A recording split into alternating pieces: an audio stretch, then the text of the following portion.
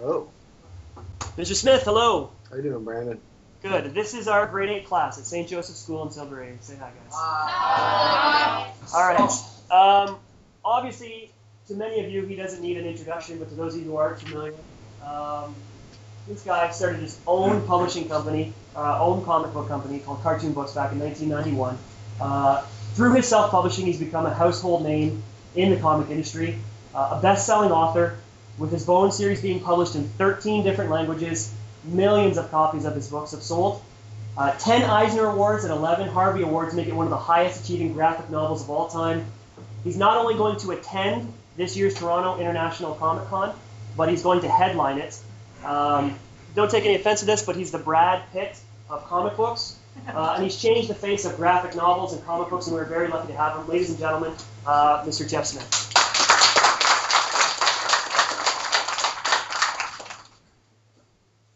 So we're going to open it up just to do basic question and answer, and we're going to let you roll. Okay, Jeff? How's that sound? All right, sounds good. All right. Hi, guys. Anyone want to jump up and be first? Zoe, come on up.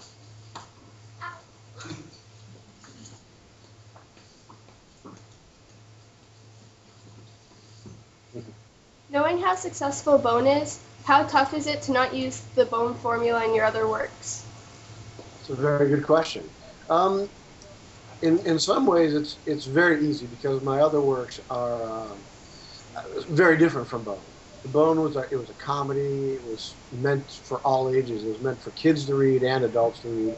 And some of the other things I've written are just meant for adults. So I have to do a lot of things different.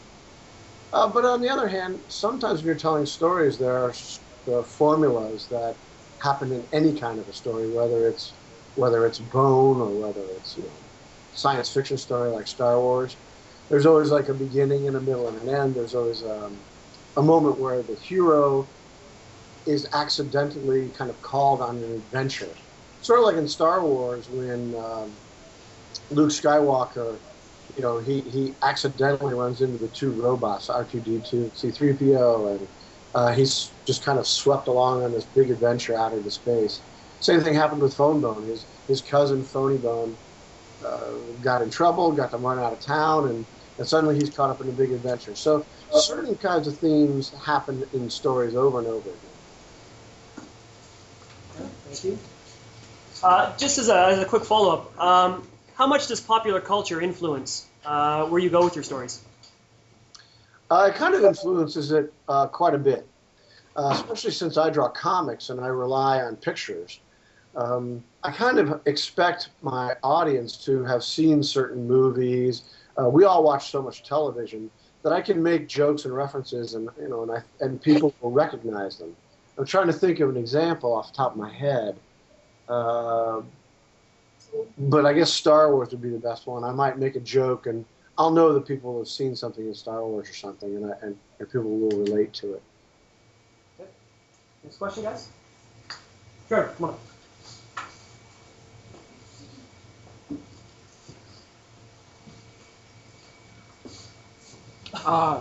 Why choose to self-publish your work rather than sign with a published company? I did that because at the time I got into Bone, which was actually about 20 years ago, it was in 1991. At that time I was trying to do Bone sort of like a comic strip, like Peanuts or Calvin and Hobbes, but I wasn't having any luck. Nobody wanted to buy it. And then I went into a comic book store, and I discovered that there was two kinds of comics. There were the comics everybody knows about, like Batman and Superman and Spider-Man, but there was also something called underground comics, which were comics that were just done by artists who were not really interested in drawing superheroes, but they wanted to tell their own stories. So once I decided I wanted to get into that scene, it was more natural to just do it myself as an underground comic. It was only later, years later, when Bone became popular and Scholastic started to publish it. That's when it stopped being a little underground comic book and became like a real book. It was when that was Scholastic. Was Scholastic the reason that it turned into color? Because originally it was black and white, right? Yeah, as part of the underground comic book scene, it was just a black and white comic because that was cheaper, it was a little easier for me to afford to do it. And once Scholastic, who is the world's largest children's publisher, once they got involved, they could afford to, pay to have it colored, and of course, it's seen by way more people. Questions? Spencer.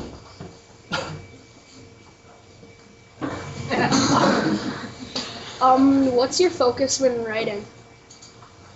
What's my focus when writing? Well, usually it's whatever I'm like concentrating on. I might be working on a scene, and in that scene, maybe Phone Bone is just finding out that Phony Bone is coming up with a scheme that's going to get them in trouble. So what I'll do is I'll sit down, and in my studio, I don't have a telephone, I don't have television. I just have sometimes I have music, but usually I have to have quiet so I can concentrate. And I'll just start kind of play acting, just like almost like pretending like the two characters are talking inside my head, and I'll get Phone Bone talking to Phony Bone, and Phony Bone's accidentally gives away that he's starting a cow race scheme or something. And Phone Bone's mad at him, and I'll just kind of go back and forth in my mind, kind of imagining it almost like a little movie in my head. And then maybe Phone Bone or Phony Bone will say something funny, almost by accident, even to me. And I'll say, "Oh, stop." And then I'll just sit down and I'll write it down real fast and try to get it like that. So I think the focus is to just try and make the characters in the scene feel very real. So if they're real to me, then they'll feel real to you when you read it. It's weird when I write. Sometimes I don't know if any of you people do this. You might like draw at home, or sometimes when you read a book, and the rest of the world almost kind of goes away. Like my focus narrows down really closely, and I won't hear. Like a friend could come over and talk to me at their desk, and I won't even hear them talking. I'm so concentrating in that world of Bone that all of a sudden I'll see my friend Steve is standing here, and his mouth's moving, but I don't hear any sound coming out because I'm just so kind of concentrating. We watched a video just yesterday with regards to the panels that you, when you're drawing panels. How do you determine what goes into those panels? Well, that kind of relates back to the question that someone just asked me, which was, or you did, popular culture. And that is, we all watch television, we all see movies, and so we're all kind of familiar with, visually how those kind of things are shot. Like we all know that, like what you're seeing a picture of me right now is a close-up. You can just see my head and my shoulders. The picture I'm seeing of you is called a wide shot because I can see the whole classroom and I can see the whole bunch of you. There's just ways of telling stories that I kind of count on you, the reader, to know. So when I decide how to compose a shot, I'll do a close-up of Phone Bone because I want you to think about what's happening inside his head. And if I was going to show maybe a real small picture of Phone Bone and Phony Bone together, and you can see all sorts of trees and valleys, what I'm worried about then is showing you where they are. I want you to know that they're out in the woods or something like that. So there are little rules which are not that complicated and probably sound more complicated the way I just explained them, for establishing how you set up a picture. Do you let the picture draw the story, or do you let the words carry the story? What's the formula for that? Like, do you have the ideas down first and you say, okay, I want our characters to say this, so this is what the picture will look like, or do you draw the picture first and say, okay, well, it'll be a good opportunity for me to follow this now? Well, I draw comics, and comics are words and pictures. So when I write, my scripts don't look like a screenplay or like something with like little words on a page. They look like little tiny comics. So I think in words and pictures at the same time, and it's kind of important to just go really fast, and as I think of the story, try to just jot down very quickly what's happening in the picture and who's where, what expressions on their face, stuff like that. Questions? Winnie, come on up. Are any of you guys cartoonists? Are there any cartoonists in the classroom? Anybody that likes to draw them?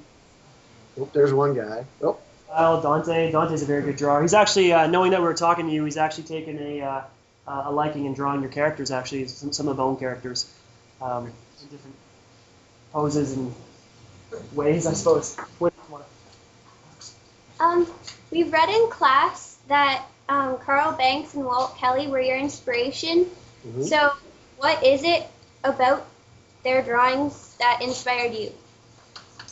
That's a good question. I just think they both could draw really well.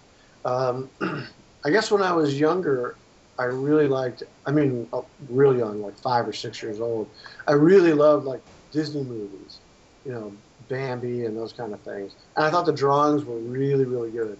So I was naturally just drawn toward, the good Donald Duck drawings that Carl Barks would do.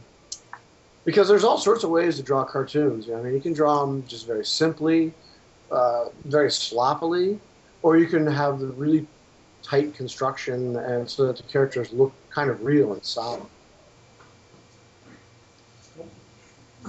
Actually, here's a page of original art here.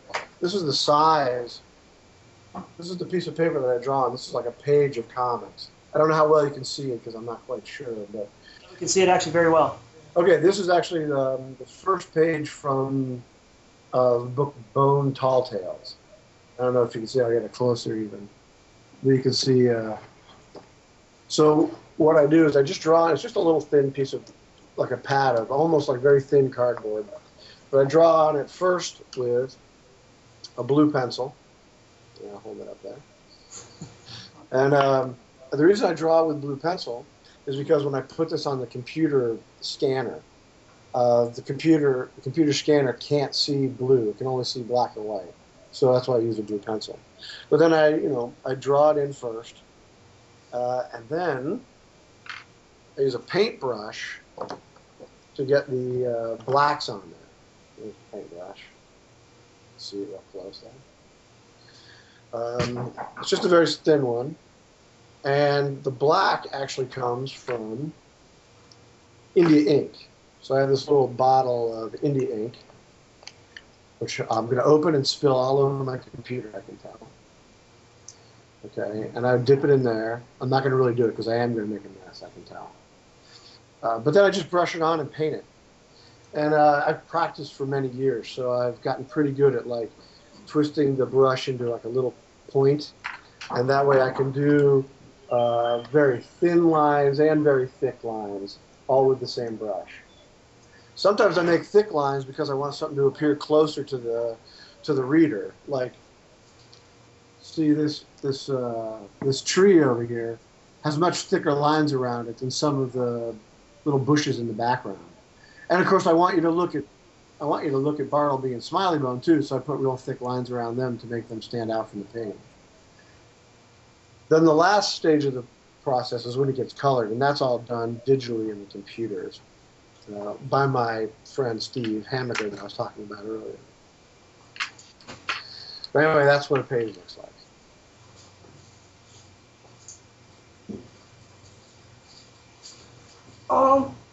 How much amount of detail do you put into your picture? How much detail I put into what? Looking at your, the reason your comics are so well received is because there's a ton of detail in them. Can you go explain why you put so much detail into each of those panels? It's got to take a ton of time. Yeah, yes, it does take a ton of time, but it's important that when someone's reading the comic, that they don't think about it being a comic that much. I mean, it's kind of fun to look at the drawings, and usually the second time I go through a comic, after I've read it, I'll go back and I'll look at the drawings more. The first time you go through a comic, I don't want you to think about my drawings. I want you to just kind of read it. And one of the things that helps is if I make the backgrounds kind of realistic, because the bones are so cartoony and not real. They're obviously make-believe. But if I can draw, put real detail in the trees and in the bark, it kind of makes the world feel more real. Does that make sense? Absolutely. Any questions? Ronnie, come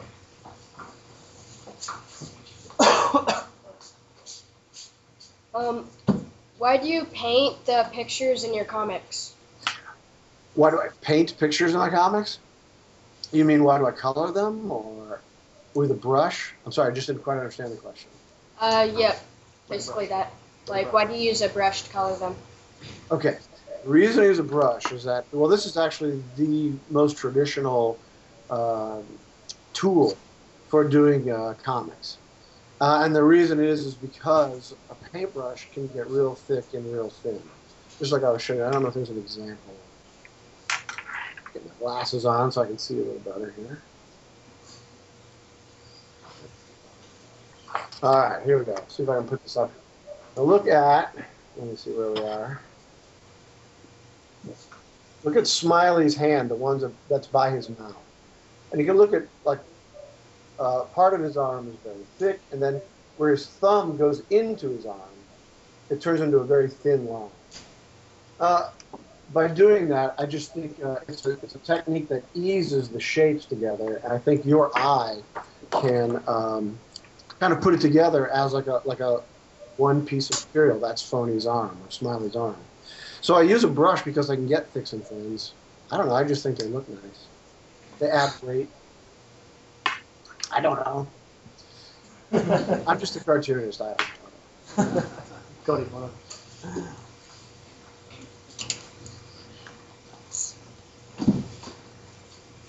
While self-promoting, were you ever rejected, and how did you deal with rejection? That's a really good question. I didn't deal with it very well. Who would? But when I was first trying to sell Bone, I was sending it to some companies. Most of them were in New York City. That what they do is they distribute newspaper strips like Blondie or any comic strip like Peanuts or Garfield or anything like that. And I was trying it for like 2 years, and I kept sending Bone strips to these companies, and they just kept saying it was terrible and it wasn't funny, and they didn't like it.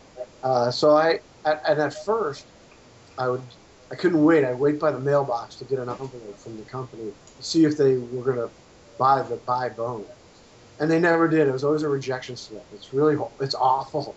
At first, I framed the first two. I pinned them up on my wall just to look at them and kind of try to just brace myself, eventually somebody's going to buy it. But no, after 2 years, I got rejected by every single newspaper company with Bone.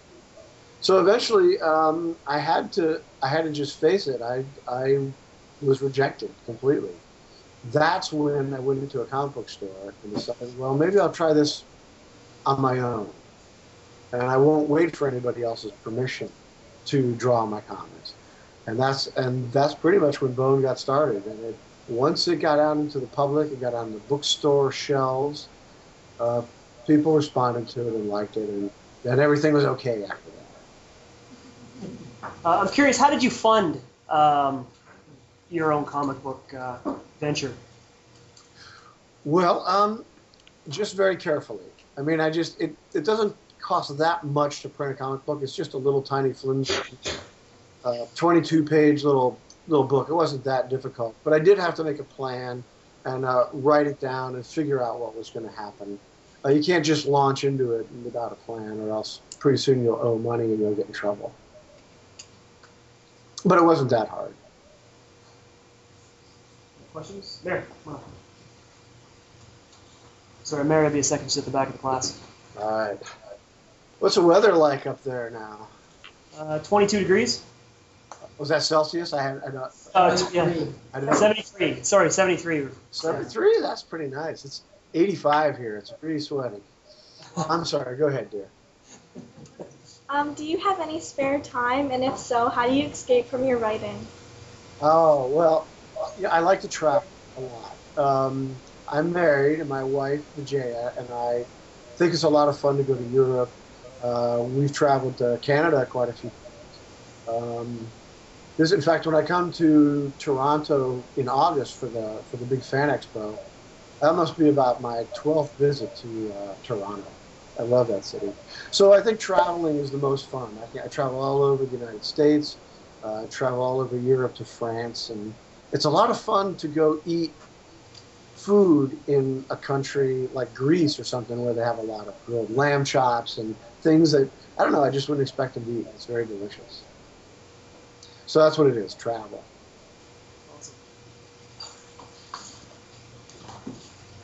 How difficult is it to have as much celebrity as you do? Well, and there's celebrity and there's celebrity. I mean, I'm not George Clooney or anything. I just draw comic books. But it is fun. I mean, it's fun to, I mean, this is very nice for me to be able to come into your classroom like this and see all you guys and know that you've read the books, or you were supposed to anyway.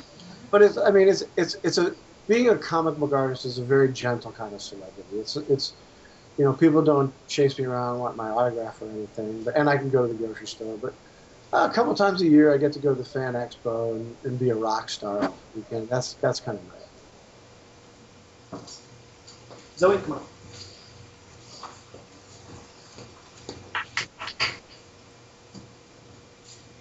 What was your favorite Bone book to draw and write? I think my favorite one was the second one, which was The Great Cow Race, because a lot of things happened in that I didn't really plan for when I was writing it, and they were a lot of fun. Like the cow race itself was not part of my original outline. I had originally thought that the cow race would just be something that would happen kind of in the background, and it was just a little joke. How weird is Grandma Ben that she races cows on foot? So I got a lot of letters from fans, from readers, and they said they wanted to see a cow race. So then I had to stage a cow race. And it turned out to be very ridiculous, but a lot of fun to draw. So I enjoyed that quite a bit. Of course, I'll say drawing the last book was, well, I wouldn't say it was fun because there's a lot of, it was very difficult to tie up all the story threads. And it was very difficult in some ways, just technically getting it to work. But on the other hand, getting to that last page was great. What a good feeling. You guys have a lot of good questions. Nice. How difficult is it to edit your own work? Self-edit your own work? That's actually a really good question, and I probably don't know because I've only self-edited my work. And I wonder if my work would be better if I had a professional. On the other hand, I wouldn't do anything you told me anyway. So. I've always just been my own editor, looked at it, and I've been very lucky that I can look at my art as if I didn't draw it, and I can tell if it sucks or not. If it's good, it's good. If it sucks, it sucks, and you have to just be honest about it. I have a good team that works here with me at Cartoon Books. My wife is my business partner. I have Steve that I talked about before. I have a couple more people. And we're all very good friends. We all have a very similar sense of humor, and we spend a lot of time together. And I usually bounce my ideas off of them. And they're really good. They're a good sounding board. I think it's very important to let other people kind of see what you're working on and get some feedback. Although I've never had a professional. Devin? Thanks, Ian.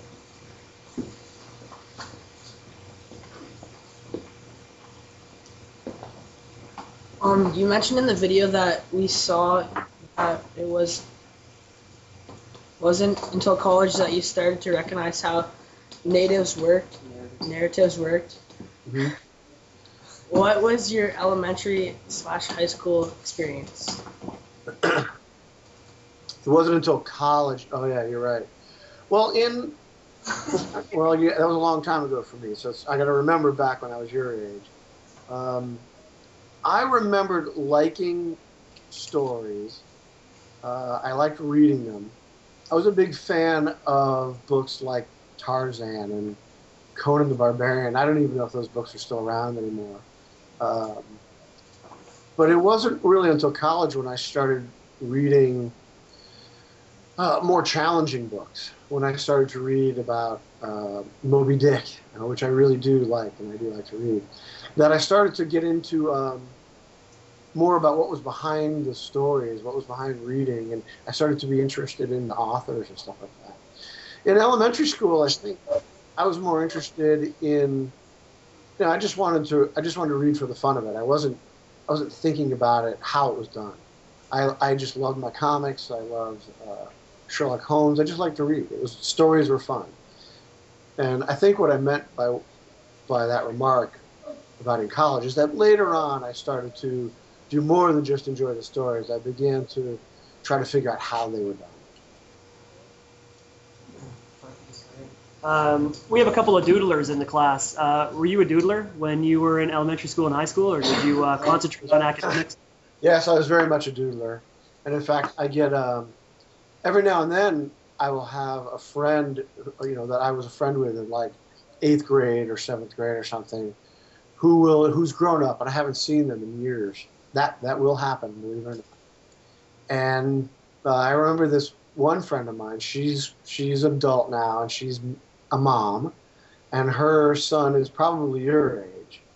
And she wrote to me. She says, "Oh, my son loves the Bone books. He's really enjoying them, and he draws all the time." She says, "Could you just please write a letter back to him and tell him not to draw in his math books or during class?" And I wrote her back and I said, "I can't do that because that's where I did all my best stuff." If you doodle, you don't do it because you want to be in trouble. You doodle because you have to. You can't stop yourself from doodling. So I'm not saying don't listen in math class, but Thanks. But doodle. Josh? I'm going to get in trouble now with the teacher.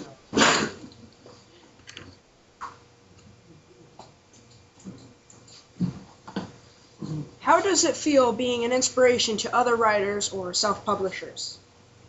Well, it's very fun to have someone, run into someone on the road. Because what I do, I travel a lot for comics. There are comic book shows, conventions, like the Fan Expo in Toronto, all over the world, in every city, in every country. And I get to go visit them. So now that I've been doing Bone for a while now, I will meet, younger cartoonists who are just starting out. And it's very nice when someone says they were inspired by Bone or became a cartoonist because they read. It's wonderful. I like that a lot. How are we doing here? Can we just get about 2 more questions or so? This 85-degree temperature is melting. Yeah, no problem. No air conditioning. We have it. I don't know why it's not turned on. Most parents want their kids to be doctors or lawyers when they grow up. What was your parents' reaction for your career choice? Well, what do you think it was? No, honestly, my parents were pretty supportive. I think, most parents do want their kids to grow up and have a real job, but it's becoming a little more acceptable to do cartoons, especially in with feature films like Pixar. Even though it's not drawings exactly, it's still cartooning, and it's a very respectable field. And my parents were actually pretty supportive. I think they were a little nervous about it, but they knew it's what I wanted to do and that I was really, really sure, and they trusted me, which was good. All right, can we just do one more now? Yep. Let's do the last one. Hey Jeff, I'm the biggest class and the kid in the class. Okay. I've got a question for you, and it is more so than the stories that you write. Your own story is a pretty incredible one. Along the way, you've shown real determination and perseverance. You published your own books. You've displayed great commitment to your work and integrity. The story is out there about how you declined having a movie made because the studio was looking to change some key features about the storyline, and you disagreed with it. You took the higher road and turned down money to stay true to yourself. A lot of money. I turned down a lot of money. I can't imagine that it's been easy showing these values along the way. So my question to you, for all of these guys just starting out, what did you do to stay true to yourself? Well, I think you answered your own question. You just have to stay true to yourself. And it also goes back to the doodler. People that want to be cartoonists don't do it because their parents want them to, or because they think, they're going to get a fast car or be popular in school. They do it because it's something that really appeals to them, really drives their imagination, and is fun in some way. So, it is a difficult path to do something that's not the normal thing. I mean, it's difficult to go to college and study to be a doctor, but it's really difficult to do something that society doesn't have a plan for. So you're not going to do that and then just turn it into a job, or so that you're selling it out. I just think I'm doing it because I love it, and that's more important to me than having a truckload of money. Well, sort of. All right. Well, we don't want to take too much of your time, obviously. Do you have any parting words, any words of inspiration, or any words of advice for anybody who wants to follow a path similar to yours? Well, if any, now are the kids in this classroom? Are you all art students, or is this just what is the focus of this class? This is just a grade 8 classroom. We teach them all the subjects: English, math. We do art, dance, drama. It's pretty much everything under the sun. Well, I just think in general. You're in a great spot. You're still, you're not even in high school yet. You don't have to worry about that kind of stuff. At least I don't think. I'm not quite sure. You don't have to worry about making decisions about what you're going to do the rest of your life. But, all of you probably have an inkling of what it is you want to do or what you like, what it is that's fun, whether it's playing basketball or working on, or, drawing cars or drawing comics, singing or something. Everybody has something that is what's the most fun to them. And my only advice is I can give you is what I did, which is I just found the people who did the thing that I liked. In my case, it was Carl Barks and Walt Kelly. And I just looked at what they did and I studied it and eventually, tried to figure out how it worked. And that made me happy. And then once I could kind of do it, that made me happy too. So I would just say, just take a look around at who it is, who you admire, who's doing the things you're doing, study the way they do it, and just kind of follow what makes you happy. And maybe that's going to be being it'll make your mom happy too. Jeff, we can't thank you enough. This has been fantastic. It's a great opportunity for our board to do this. Guys, give me a big round of applause. Thank you for taking the time. We really, really appreciate it. Thank you. It was really good. Great questions, guys. All right. Bye-bye. Take care.